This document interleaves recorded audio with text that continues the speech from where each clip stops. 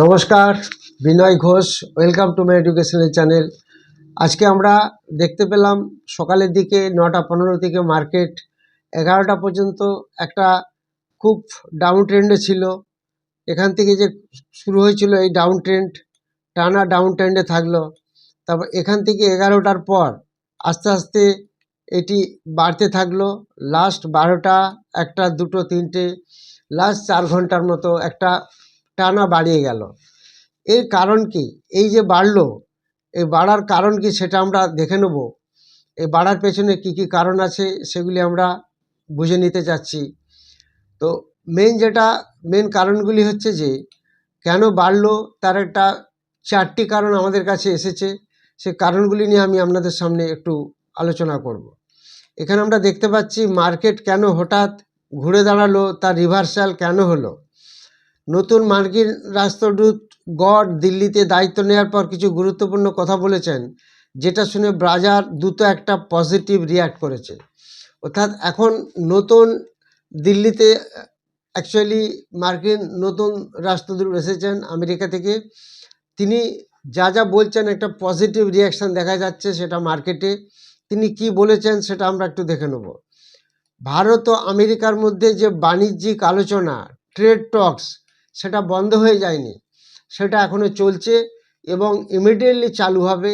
অর্থাৎ এই কথাটা আগে যেটা সবাই ভেবেছিল আর ট্রেড টক্স কোনো কিছু আলোচনা হবে না, সেটা কিন্তু আবার উজ্জীবিত হলো। এটা একটা ব্যাপার। ট্যারিফ বা শুল্ক ও মার্কেট অ্যাক্সেস নিয়ে মতভেদ থাকলেও এগুলো বড় স্ট্র্যাটেজিক পার্টনারশিপের মধ্যে ম্যানেজেবল। অর্থাৎ আমেরিকা যতই ট্যারিফ চাপাক ইন্ডিয়ার উপরে, সেগুলো আলোচনার মধ্যে যদি যাওয়া যায়, সেটা একটা আলোচনা করলে সেটা একটা কি হবে, সেই আলোচনার মাধ্যমে এটা একটা ম্যানেজ করা যাবে। আমরা যেটা ভাবছিলাম একদম আলোচনা হবে না, সেটা আগামী 13ই জানুয়ারি অর্থাৎ কাল থেকে হয়তো একটা এক রাউন্ডের আলোচনা শুরু হতে পারে। এরকম পজিটিভ নিউজ এই নতুন রাষ্ট্রদূতের কাছ থেকে, এটা পজিটিভ নিউজটা বাজারে একটা পজিটিভ এফেক্ট এনে দিয়েছে।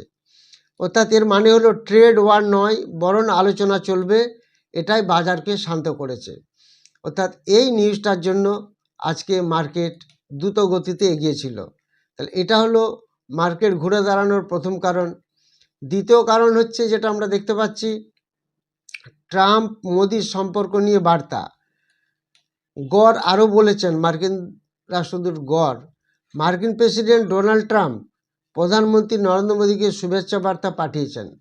এটা একটা পজিটিভ পয়েন্ট।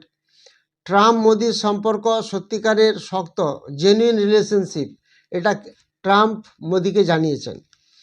বাজারের জন্য এর মানে কি দাঁড়াচ্ছে?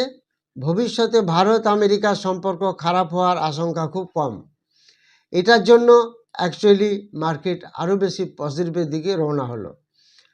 এই যে জিনিসগুলি আমরা দেখতে পাচ্ছি, এই নিউজগুলির উপর বেস করে আজকে মার্কেট অনেকটা বেড়েছে। 3 নম্বর পয়েন্ট যেটা আমরা দেখতে পাচ্ছি, প্যাক সিলিকা কি, কেন এটা খুব বড় খবর। এই প্যাক সিলিকা নিয়ে মেন খবরটা আজকে ছিল। এটা যদি কি আমরা একটু যদি জেনে নিই, তাহলে জিনিসটা আমাদের আরও বেশি ক্লিয়ার হয়ে যাবে। প্যাক সিলিকাটা কি? এটা হচ্ছে সবচেয়ে বড় পজিটিভ নিউজ। প্যাক সিলিকা হচ্ছে গড় যেটা ঘোষণা করেছেন, ভারতকে প্যাক সিলিকা নামের একটি বড় মার্কিন উদ্যোগে যোগ দেওয়ার আমন্ত্রণ জানানো হবে। এই যে ট্রেড ডিল এবং এই প্যাক সিলিকা, এটা একটা আলোচনার একটা প্রসঙ্গ এবং এই আলোচনা করার জন্য ইন্ডিয়াকে ইনভাইট করা হচ্ছে। এবং এই প্যাক সিলিকাতে এখানে যারা যারা অন্তর্ভুক্ত আছে, তারা কোন কোন দেশ সেগুলি আমরা জানাবো। এবং ইন্ডিয়া এর মধ্যে অন্তর্ভুক্ত ছিল না। তাহলে প্যাক সিলিকা আসলে কি সেটা বুঝতে পারলাম। এটি একটি US led strategic initiative.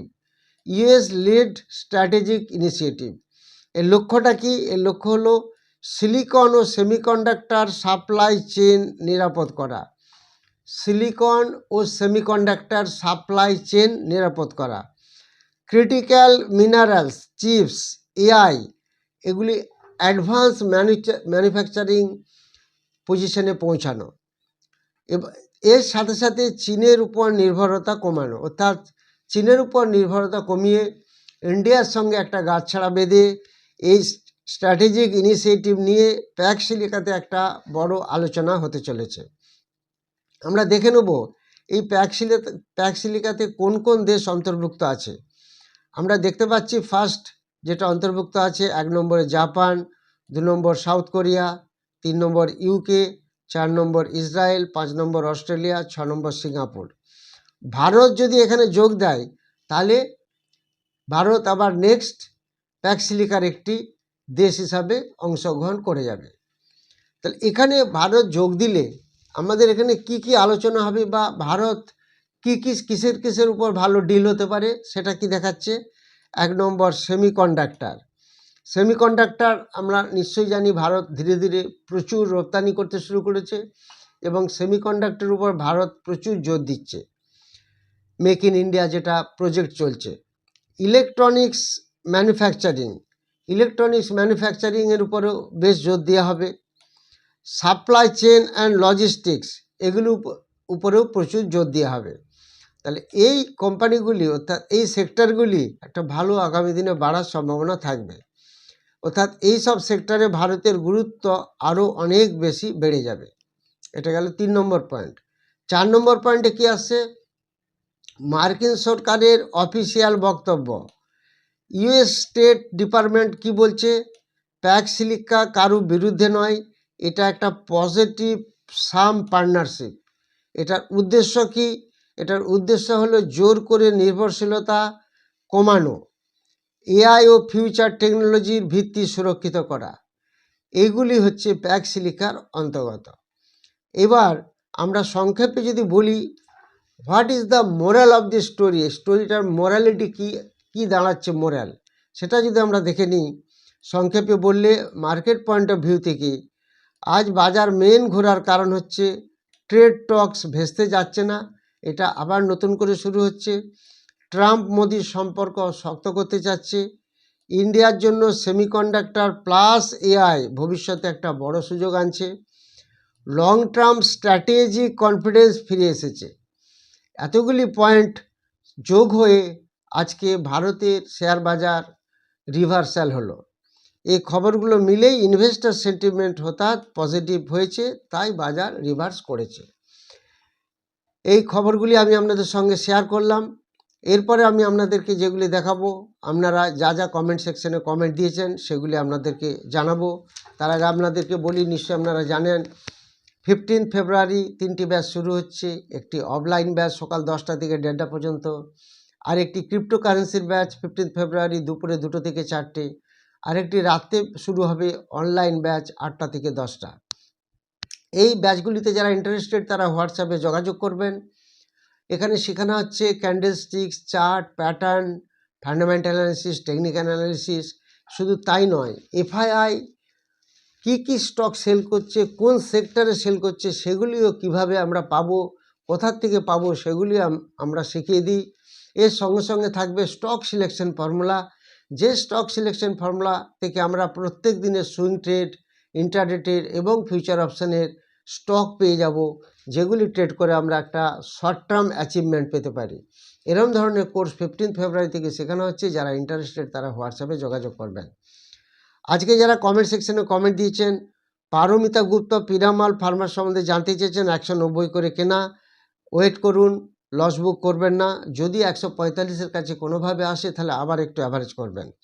Taraknath Palui জানতে চেয়েছেন Waaree Energies and Eternal. Waaree এনার্জিসের সাপোর্ট আপনি জানতে চেয়েছেন বা কী হতে পারে। ওয়ারি এনার্জি যদি 2170-80-র কাছে পান অবশ্যই নেবেন।